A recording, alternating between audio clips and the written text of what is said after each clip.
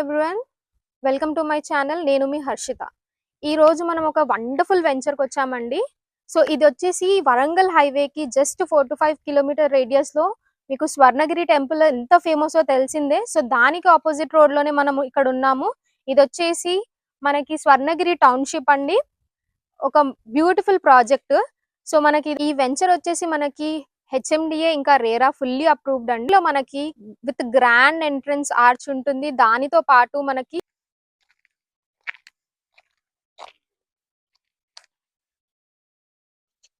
Venture యొక్క developments చూద్దాం.